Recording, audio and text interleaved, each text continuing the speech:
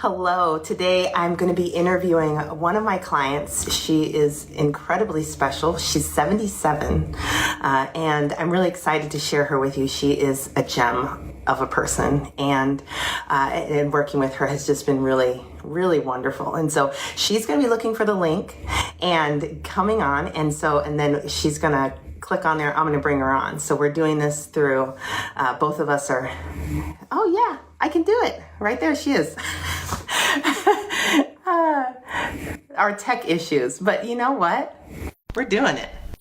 And so, but you're going to love this. And if you're somebody who is 50 plus and you're wondering, is it worth it? This is a wonderful interview to listen to. She's just been healing and growing. And yeah, you're going to see that there's so much reason to heal, even at 77. I was just introducing you. I was just saying that you're 77. You are a gem of a woman and client of mine. And we're going to get to hear a little bit about your story. And so I wanted to give you a moment to introduce yourself. Okay. I'm Becky, Miss Becky. That was my preferred name. With Miss Rachel, we respect each other in that way. Yes. So, and I have been a client of Rachel's for a year, and it has been a wonderful experience, an amazing experience. And she invited me to give you some insight, those of you who are listening, some insight as to the beginning, the middle, and it's continuing. So we don't have an end yet. That's right. Beautiful. Okay. So the first question I wanted to ask was, what made you think, gosh, I really need to do some inner work? Or, yeah. Well, it was a time in my life, a year and a half ago, that I had trouble at my house. There were leaks and lots of construction people in and out, and we would think we had completed the work and it wasn't completed. And my house is like my spot, my safe space, and I no longer had access to that safe space because it was so chaotic in my whole environment. And I think that put me in a position of being exhausted and stressed more maybe than I had ever been before in my world, in my life. And then my granddaughter was getting older, and so her little world was changing, which changed mine. And I was wondering what was happening and what was coming next. Still, lots of people I knew were retiring. Many of the doctors I had really depended on and had grown to love were leaving and doing their new world. And many of my friends were also making changes like that. And I just felt really unsettled, and I didn't have a place to go and rejuvenate because my house was chaotic and everything about it was causing me to feel very, very vulnerable. I didn't have any control over what was happening. So I did know that the way I always had managed stress that way was not working anymore. I could not be strong enough to keep all that stress under bay, under control. And I knew I had my wonderful therapist, who was a cognitive therapist. I just loved her, but I didn't think that was what I needed. I needed something with a little more spiritual or something besides changing a behavior. I knew I needed to, something had to happen internally. And so I was meditating, and that was good, but it wasn't helping me get through that stressful part. And then I was praying, of course. And once again, that was wonderful, but it didn't seem to help me as the way I needed to be helped. So I did investigate a different kind of a therapy that wasn't as cognitive, but that therapist was maybe not as experienced as what I needed, but I knew exactly what I wanted. And then a friend was talking about a therapist she was going to, and she started delineating the program and the steps and the approach. And I said, oh my gosh, if I could have written that out, if I could have gotten the words together, it's exactly what I want. And so I contacted Rachelle and I said, I want in. And I went for the big one because I needed that human contact. I needed to be able to discuss what I was experiencing. And I knew I couldn't do it by myself. I'm not very good at following instructions. I need people to show me. And I found Rachelle, and that began this. I'm going to cry now because it's really amazing and wonderful. And it was so unfamiliar. I didn't really know what the outcome would look like, but it felt right. And so I opened up and I said, let's do this. And that's how I got where I found Rachelle. And she was just exactly what I had in my heart that I wanted. Beautiful. When you look back on that time, what types of things were you seeing about yourself that were concerning to you? My response to things, I was always pretty mellow. Not mellow in personality because I'm like this.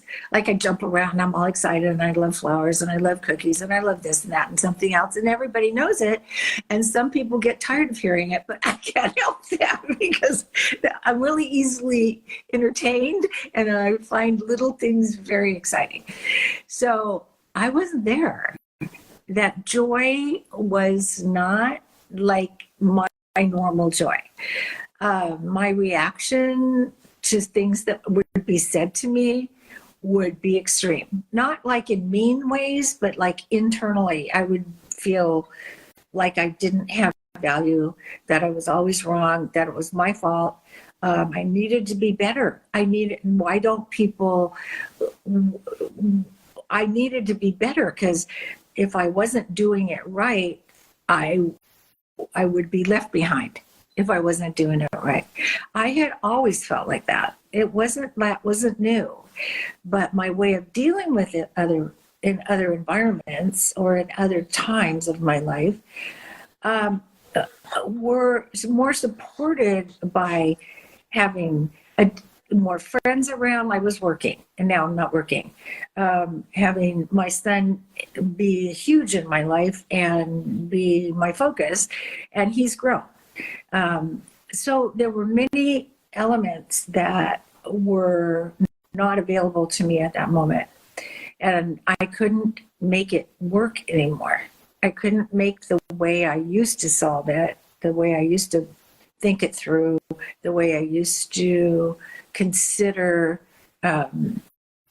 what was happening and say, well, you know what, you just let it go, or, well, obviously you didn't do it right, so better do better next time, those kinds of things. So I didn't have access to the way I was handling it before.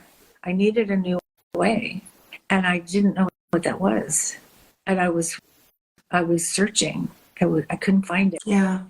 And it was becoming noticeable to my friends because I was always like in control, the happy girl, and going forward. And it didn't matter what was occurring. I was still going to do it and dealing with it and doing all those things and staying organized.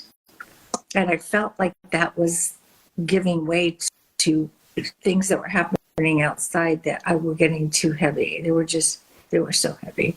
And I wanted somebody to wrap their arms around me and tell me, it's going to be okay. I'll take care of you. And I knew that had to be me, and I wasn't doing it. Powerful. when we started working together, what was some of the first things you started noticing? What was different, helpful, weird? Well, the thing that felt good to me was the the program from the standpoint of it was available. I was being taught ways that could minimize or potentially minimize my emotional reaction.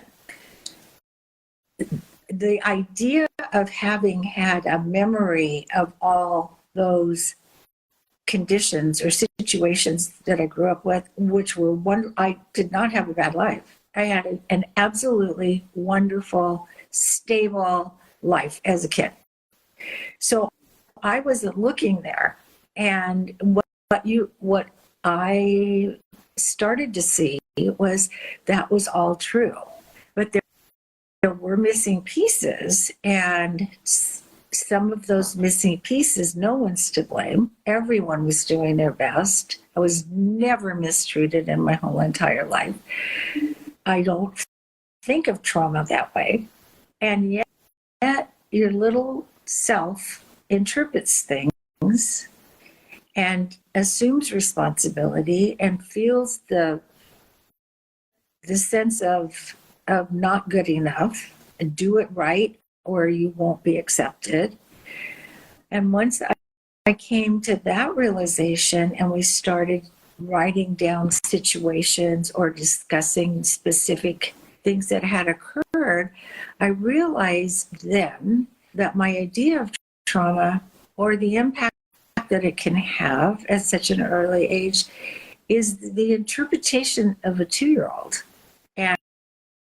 And if you're really sensitive, which I must be, just being yelled at was enough to set me back, just that.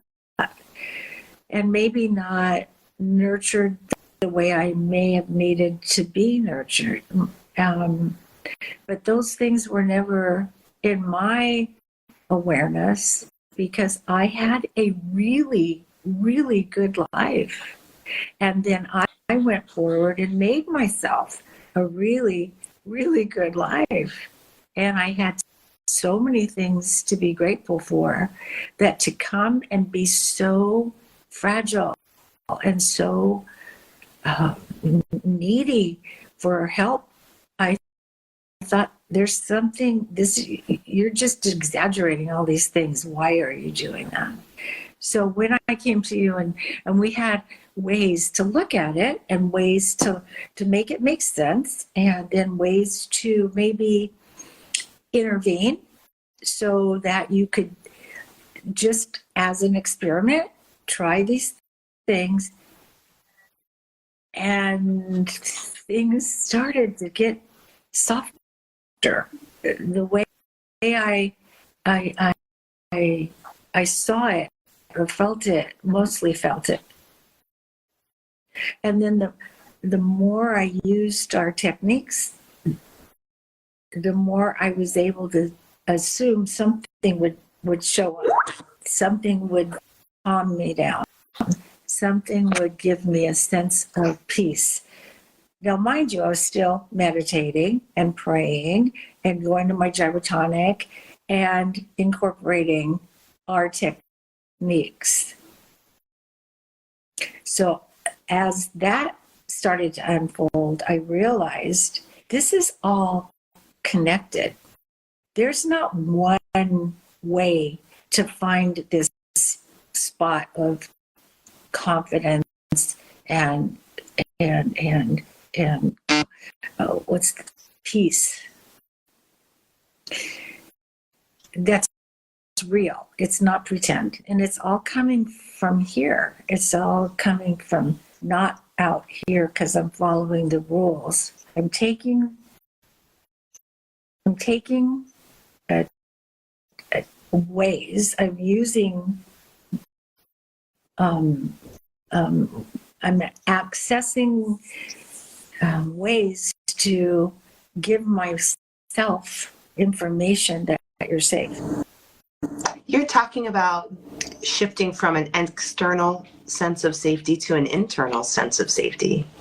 Yes, but that took a long time for me to understand that, And so I guess what I want to make sure, as long as we're doing this live and I'm giving you my experience, it took me a lot of experience and time and trials. You always say trials, to trust it. And then it was still mine. It wasn't anything that you could take away. It was in my soul, and I felt really happy that I wasn't separating all the parts, that all the parts were going so beautifully together, and they kept coming in.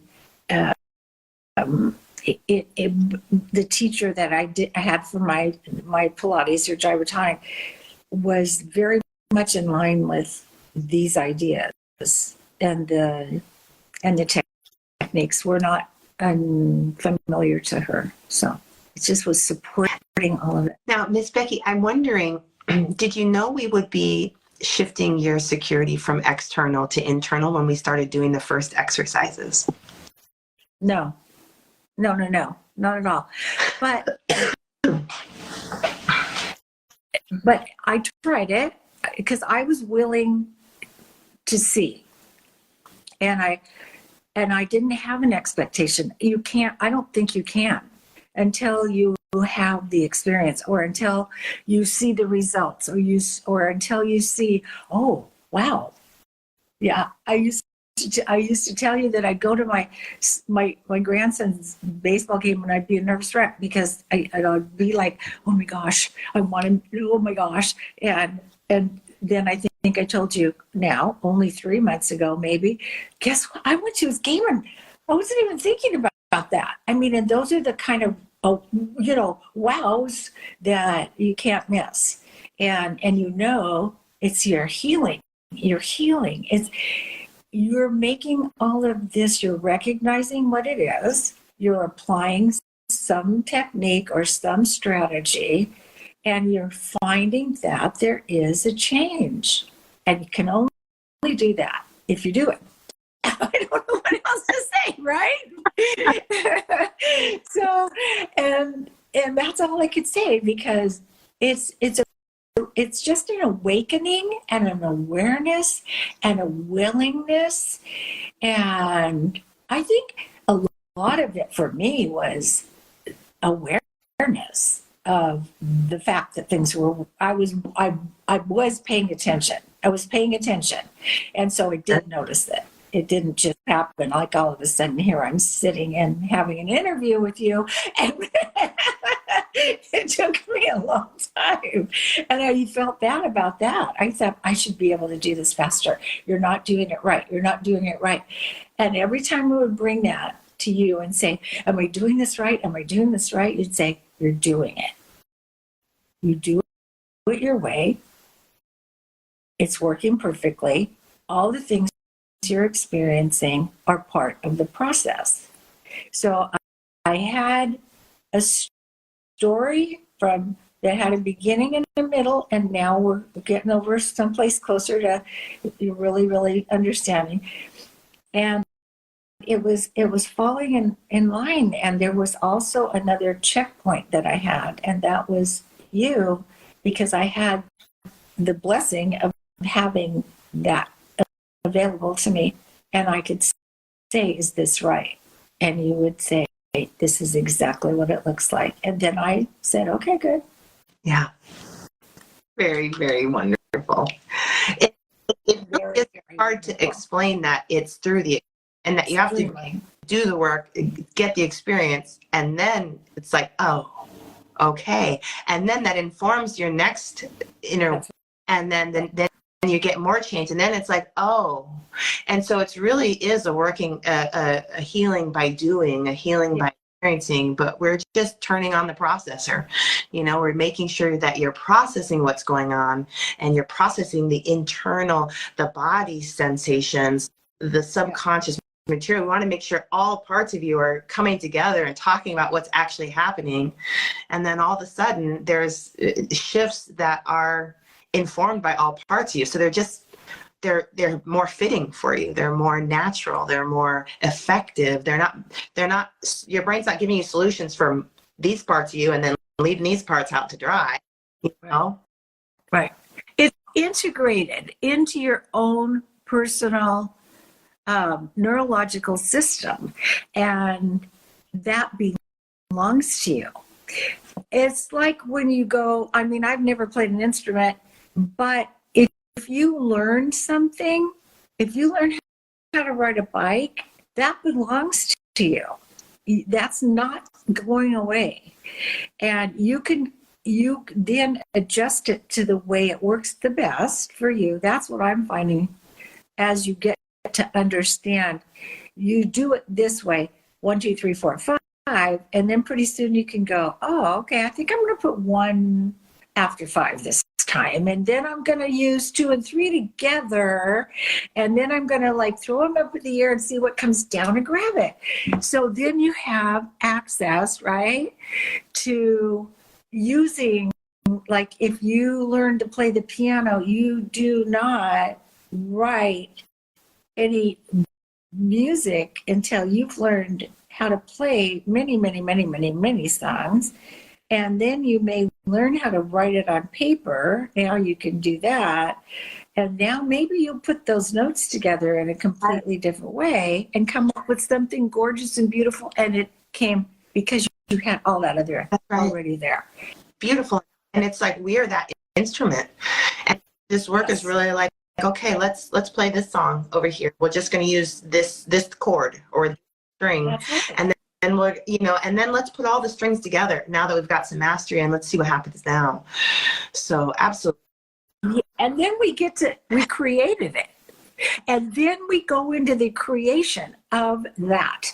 And I think for myself right now, I'm seeing that I'm creating by having these tools available, by using them for my personal need, and not because somebody tells me I should be doing it, because the one thing that you don't hear in this program is that you can come into this program and be as sad as you've ever been in your entire life and know that that is your body and soul saying, we still have work to do. Let's get it done. And you say, I don't want to do this anymore. And then you have to say, okay, maybe tomorrow. But in order to go forward, you already internally and within yourself know it's okay, but it's not going to get better until something makes it move out. And you are the mover outer of that process, right? Nobody can come and do it for you. That's a really hard spot. That's the hard Absolutely. Yeah. It's really powerful. I kind of want to sit with that for a moment, but let me ask you some more questions. What is one of the things now that you notice to be the biggest shift for you? How would you word that? For me, I don't see it all the time. I mean, it's not yet completely within my system. I think we always will find ourselves having to go back, refocus, recenter, but we know what it is. We know we see, I keep doing this, don't I? That's my thing. But there's a center, there's a balance. And when we get off balance, we feel it, we know it. We have a way to try to identify it. And identifying it was my first place that I had to. And when I was identifying it, I was putting a word to it. And what I found was we generalize a feeling, or we generalize of how we're reacting or responding. I'm angry. What does that mean? That's a big word. And angry is like, you got to pare it down. And then you get finite information, and then you have a better idea of where to go, maybe to relieve that or to or to resolve it. When you speak huge terms, he's not good. That means nothing. Right. You have to say, what does that mean? And then you do the little map and you start to list all the things that fall under not good. Then you start to see common elements of those things. And then pretty soon you say, oh, these are the two that I need to really pay attention to. So it gives you those kinds of opportunities so that it's not unknown, because it's big. That's like good is right. unknown. And Miss Becky, what does your practice look like? What does it, I encourage people to, in the beginning, do 2 hours of work per day, put it in 5 minutes here, 2 minutes there, sometimes in big chunks. How did you, and you were really good at it. You were for real. you Oh, yeah. Okay. If we want to share the journaling that I never did before in my whole life, there we go. I kept track of everything. Like, when did you think that? What time was it? What day was it? Look back on it. Well, and I'm not even showing you the whole thing. Here's the rest of it. And I'm like, I never wrote a journal before. I'm like, oh my gosh, what the heck? I don't have places to put that are watching it and may not understand. I give in each week of the program, I teach exercises, specific work. Of the material is only about 5 to 7 minutes, and I'm explaining the exercise, I'm giving guidelines, and then you go and do that work for a week. And this is, people end up with these journals, especially if you get in there and you start seeing the connections and you start breaking things down into parts. The brain is processing them, and go ahead. It's like, I think of what was, now that you're asked, see what happens. I'm going to go back now, and then I'm going to come forward, and I'm going to go over here. It's tangled up, and it's just like, it's so tangled up. And this work that we do that is self-motivated, it's all coming from us. Nobody's looking at our behavior and telling us what we have to do. We're feeling something, we're experiencing it in our bodies and viscerally, and we have to figure it out. We have to get in there and untangle all of this to make it so we can address it, right? And I think that is one of the benefits of having starting places where we say, here's the map, here's the feeling, or whatever it is you're expressing. Let's break that down. And then I think it teaches us that when we have, like, I had to figure out, like, what does it mean to be sad? Yeah. Everybody says sad. But what is for you? What is it? What is it? And usually you can just think of the reasons you're sad. A lot of times you can't define a word. But anyway, what was your question?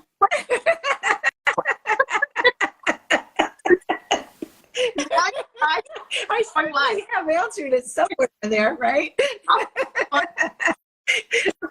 Oh my gosh, Rachel, you're so wonderful. She's had to listen to this for a whole year. Oh my goodness. Anyway, what do I notice now? And what does your practice look like? When do you fit your processing, your self-discovery time in? I have a really nice schedule because I am not committed to too many things that be at 4:00 in the morning. Is when I wake up, and I kind of like think for a little while, and then I meditate and I pray, and then I do some of our movement patterns that that are for, like, the energy routine, the daily energy routine, things like that are more sequential, not just one element. And or I'll listen just to the meditation music, or I like to get that in the very beginning of my day. And then that kind of is like my starting point.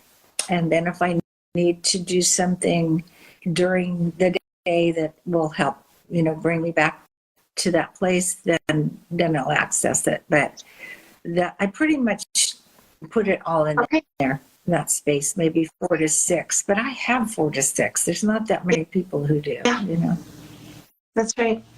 Another question is it too late to heal at 70? Well, I didn't think I had much to do. I didn't know how. I think it's good we have extra time on our hands when we're this age.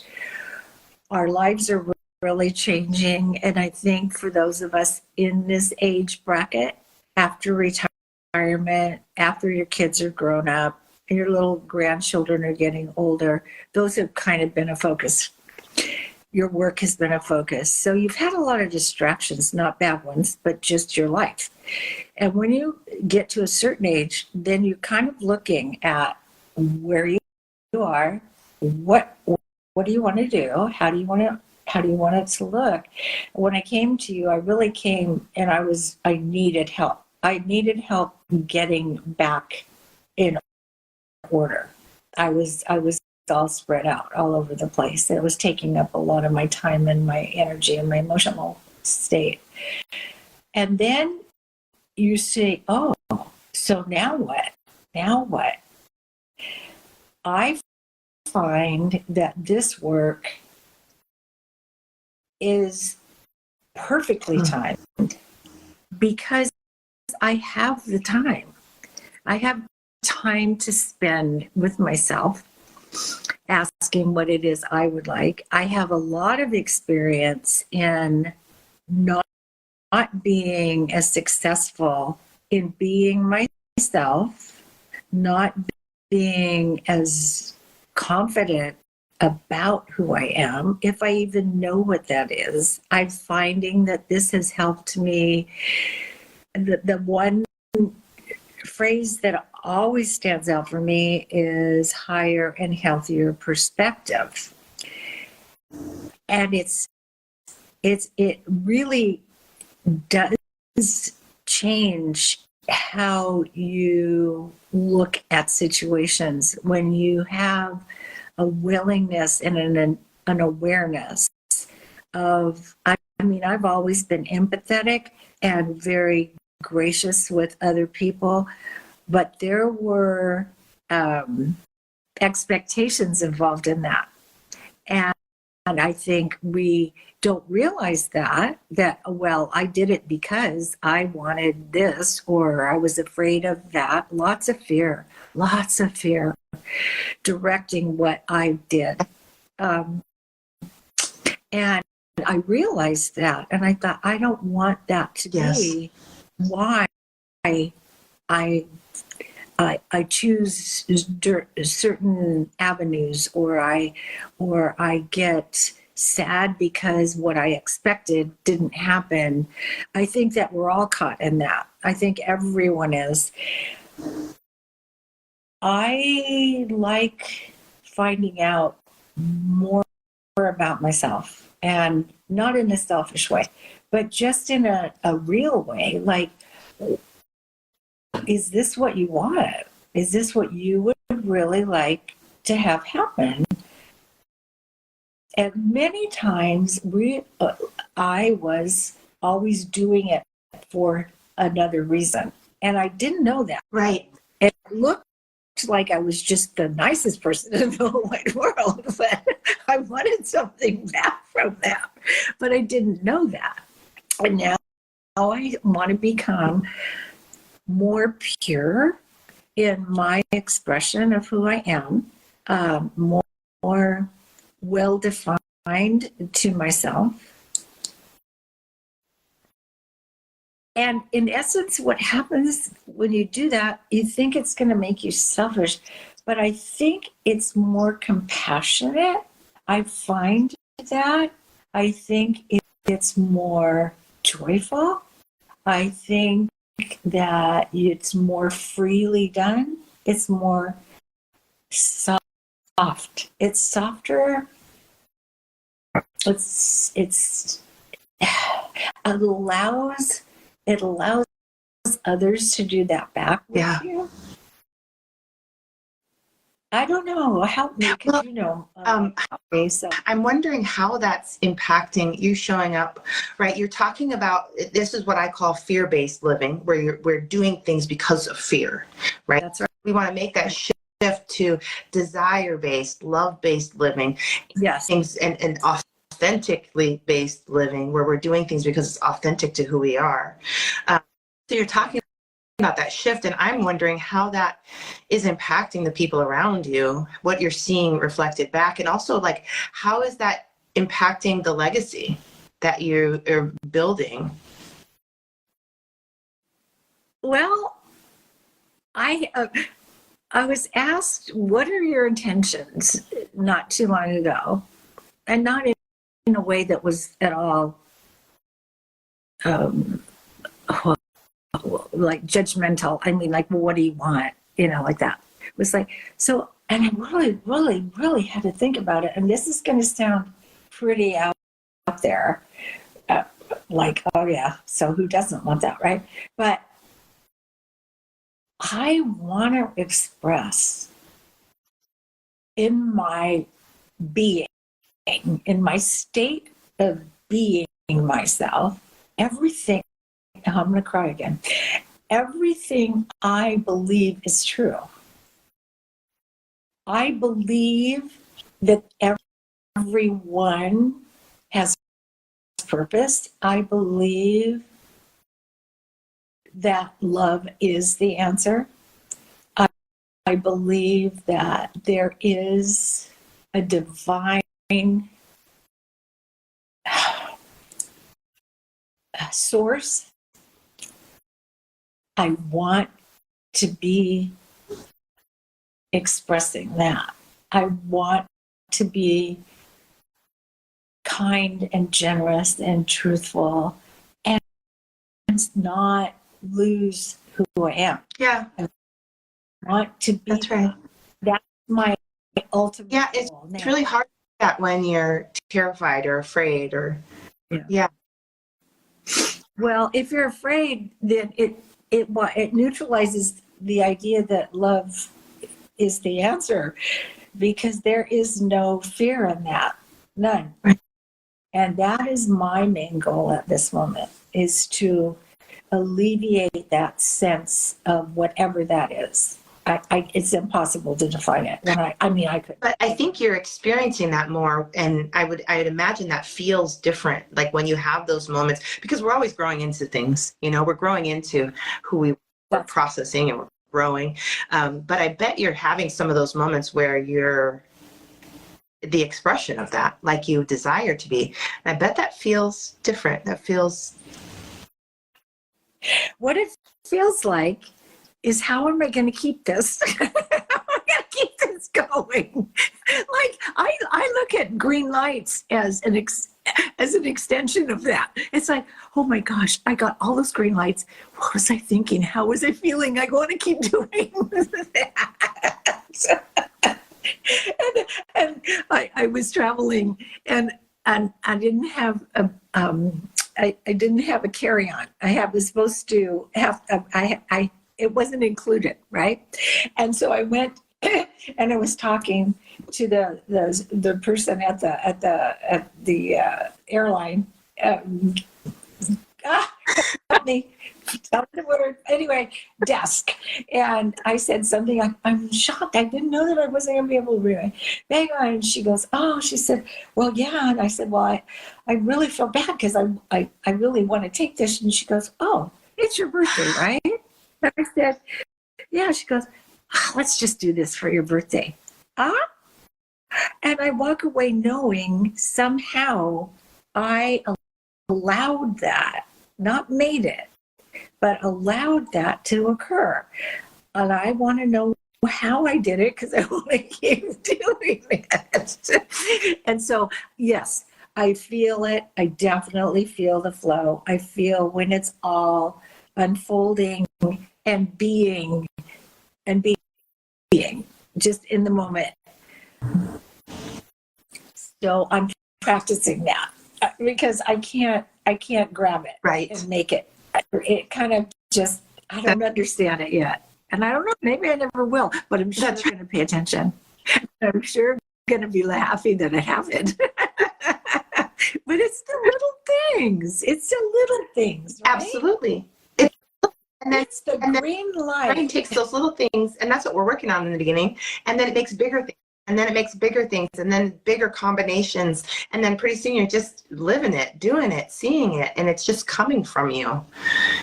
Can I say one thing though to those people, if they have an expectation of how this works, you will always be surprised because something else is going to trip you up.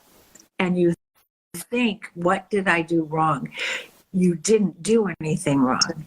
You're paying attention, and this is a little like gift in a way. It doesn't feel good.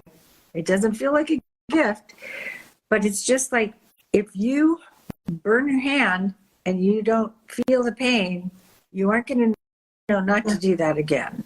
So not that you're being punished. It's not like that, although sometimes it feels like that. It really does. You're not. That's not true. It gives you an opportunity to address it. Yeah. And just continue on in this release of old ideas and old habits. Oh, so beautiful. So I want to make sure that, because I was like, oh, I did it. And then I'm calling you 2 weeks later saying, what happened here? How come this isn't it? You said, this is how it works. It's okay. And I can tell you from my experience, it'll be okay. Yeah, because we get to learn more about you. What did that feel like? What did that mean? You know, and all of a sudden your brain has all these new understandings of who you are, and then it's adapting to you even better. Yeah. You know, it's this process of wholeness and all this self-discovery. It's like the brain's finally doing something with it. It's not like you learn the same thing over and over again, but the things you get to learn are infinite. That's why and it's constant. It's constant. And the thing that we've grown up with as human beings is there's good and there's bad, and the bad is bad, and you don't want it. But it's not. There's the perspective. The perspective is it's an opportunity. Did you think I would be saying this? It's an opportunity to learn more. That's all it is. Otherwise, it's going to sit there. And yes, I did think you would say that. Did you? After all the that kind of fun. Yeah. It's who you are. Like this, the fear is not who we are. You know, it's information about who we are, but it is not who we are. That's correct. And we got to get in there and dig it all out. Right. You can do it. And in watching you transform this year, it has been a very big transformation. There's so much grounding, so much, you know, I'm looking for places where people kind of fall apart or fall out, self-abandon and lose survival. Throw me out of the way, and I need to do what I need to do to survive. And you know, over time, you don't go for it. You are really staying with yourself, you know, and it's, you have opportunities to self-abandon or to lose connection with yourself, and you're staying with yourself, you know, and it's like your wisdom, your insights, that higher perspective is just more and more and more available to you. So absolutely, I thought you would say this. So. But please give yourself a pat on the back for being there with just a word or two, and it helps me. It gives me that little push, you know. It validates it, because you never, but trusting yourself and your interpretation frequently takes you off guard. And I think that I want to commend you because during our work together, I said some tough things, some things that you were like, I don't want to hear that. And no, not. And we really held some space for all that resistance. But you really want what you want, the good that you want, the connection, the love you want, the who you want to be in the world is so strong that you just kept doing the work. And then you're like, yeah. And Rachel, and let me tell you all this other things about this thing that I didn't want to do. And now I can do, And this is one of those things. Yeah. Being here. I said, I don't think so. Probably not going to work out. And then I thought, oh, just do it. Go do it. You know what? It's okay. So good. And those are the kinds of things. I mean, it doesn't seem like a big deal. But for me, I'm exposing something about myself, which has always been very guarded. Yeah. So, well, are there any parting words you'd like to say and share? And I don't know how to turn off these little beeps, but anything you'd like to share with anybody who's listening? I don't think so. I think for me, it was an absolutely, I mean, it still is. It's going to continue my whole life. This has been really, really a perfect way for me to alleviate myself of so much that was keeping me so and understanding why in a way, and yet not, it wasn't anybody's fault. It was never anyone that I would blame for anything. Like I can't say enough. I had a really great life. But my interpretation of certain issues or things that happened when I was growing up, that was my interpretation. And that I couldn't escape that. I mean, I would have that. And I held it. And it got bigger. And then it got to interfere with stuff. And I feel blessed, 100 times blessed, that I got to have this experience. And I hope that if somebody's listening and doesn't know for sure if they want to try, that it can be yours, or if it doesn't fit, that's okay. Yeah. So there's no absolute here. And it may be in another 5 years it would be okay. We just don't know. For me, it's been a life changer, really has. And I told you once, I said, I can't go back now. This is the way I do. That's right. That's exactly right. So I love that you're offering it so easily for review. I really like that idea. I think that's really nice because you really don't know. You can't read it and decide that it's going to be perfect. You can read it and decide that I think I'm going to give this a try. If it works for you, that's wonderful. And if it doesn't, it's okay. Something else will.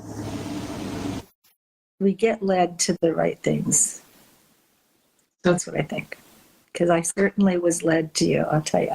And your program and your amazing ability to teach. There's nothing. You are really an exceptional teacher. And I know about that. Thank you. Thank you for joining us. Thank you for asking me. My pleasure. All right. I'm going to go ahead and click this button and remove you. I will see you soon. All right. Okay. Bye. Bye. Bye, everyone, whoever's there. And whoever will be here watching later, the replay. Okay. Oh, my gosh. Am I going to watch this too? Maybe. I don't know if I want to do that right now. Okay. Bye. God bless everyone. Ah, so good. Okay. Okay, good. All right. Gosh, I'm so glad you guys got to see and meet Miss Becky and hear her story. And I just love the love. I love the transformations. I love it when people get to be who they are and who they want to be, who they've always wanted to be. And maybe even on some level who we thought we were being. Right? And then we go in the inner world and we get to become more of who we are and see ourselves more clearly. I love this. So if you are interested in this, there's a couple of things I want to tell you about and what you can do. I teach a free program where I teach my 3 favorite interventions for this. And in this intervention training, I'm handing you the basic training for my favorite interventions that help put our brain in a processing healing state, shifting out of survival mode into a regulated state. You can feel this, you can sense this, you can see this shift take place if the intervention is matching for you. And so I teach my 3 favorite ones so that you can try different ones and see if these help your brain make that shift. That shift is so important. And these interventions are just powerful. You can pick them up and use them and use them and use them, and you're just helping your brain do what brains are designed to do, which is process and help you have an accurate understanding of what's going on in your life, who you are, what you're doing, what happened with that. This is a powerful way to resolve looping thoughts, flashbacks. There's so much you can do with just that free program. And so just having an intervention in your back pocket is super, super powerful and important. Also, I teach this 8-week program, which is what Miss Becky was talking about, following a step-by-step process. I teach you how to work with your inner world. I teach you how to work with the different parts of you. I teach different exercises. Once you have an intervention, let's use the intervention with these exercises so we can get these specific tasks, your brain doing these specific tasks in higher and higher functioning. We're repairing your brain's ability to do these tasks, and we're helping it practice it so that it's getting better and better and better. Okay, so that's what we're doing throughout the program, and we're working on little things and then bigger and bigger and bigger things. And so I invite you, if you have an intervention that works for you, that shifts your brain into that processing state, and you want to follow a program, that program, Inner World Transformation, is awesome. And I use it. I always say, if nobody else uses this program, I'm going to. I love it. I still will use it for projects, for areas of growth I'm doing. These are actually my skills that I'm handing you. I don't want you just to heal. I want you to have the skill set. I want your skill sets to be as good or better than most therapists in this field, because you're going to be with you forever. I want you to be able to support yourself. And so these are really my skill set. These are really the things I teach. As a matter of fact, sometimes working with me one-on-one is a little bit like anticlimactic, because you're like, it looks so magical what I'm doing. And I teach you this. And then you're like, oh, this is all you do. Brains like this. This is how brains work. And then what I do with my skill set is I just use it very creatively, because I have a lot of experience here. And you will use your skill set. I teach it to you how I teach it, but then eventually you make it your own and you use it and you customize it to you. And you become really, really wonderful at helping yourself. And that doesn't mean that you don't get help from other people. That doesn't mean that you don't do some healing, journeying, and those types of things. But really, the foundational day in, day out self-care, brain support, I want you skilled at that. And then your team working with other people, not dependent. And so you're empowered, you're doing interdependent work with your therapist, with your healers, with whoever is on your team. So those are opportunities there. If you are somebody who wants to work with me one-on-one, or you want to work with me in a small group setting, those are very powerful as well. I also offer those, and those are available. You can, the links to all these opportunities are in the description part of this video. Also, if you're somebody who's just like, I don't know where to start, I don't know, I've done all this work, I don't know where I'm at, I don't know what I need to do, I offer a one-on-one, a personalized consultation. And that's when we will play with some interventions, we'll do a little work together, and I will give you feedback on how your mind-body system is communicating with you best. I'll give you feedback on the things I see your brain trying to accomplish that it needs support with. And I will talk with you about your history, and as a result of all of that, the next best steps for you in your healing journey, and also what you can expect. I will tell people in the session, it looks like if you go through parts 1, 2, and 3, and 4 of my program, there's probably going to be plenty for you. Or I'll tell people, like, you're going to need to really stay on this process for the next 6 months to a year. I'm very honest about what I see, what I found works. And guess what? Sometimes I think people are going to be doing this for a while based on what their brain is saying, and it happens so much faster. So I'm pretty accurate, but there are always, and I will give a broader window than usually is I prepare you to work. So, but I am pretty accurate on this, and can be really helppful to know what you're doing and really feel like you have direction that matters for you. And so that is also available. All of this is on my website. All of this is also in the links to this video. Also, I have a YouTube channel where I'm just talking about the brain. I'm talking about how to resolve symptoms. I'm talking about complex dynamics in relationship and the brain work involved to resolve those. I am just talking about all the ways I have found that that help people, and what people need to do to be more of who they are and show up as their best self, empowered in different situations in their life, because that's really what I'm helping people do. People with typically a history of complex childhood trauma, neglect, abuse, or even just developmental challenges, processing challenges from childhood, really make their life great, and really have the foundation, the inner world structure, the understanding how to work all this equipment, to reach your goals, more fulfillment, and to make each area of your life work well.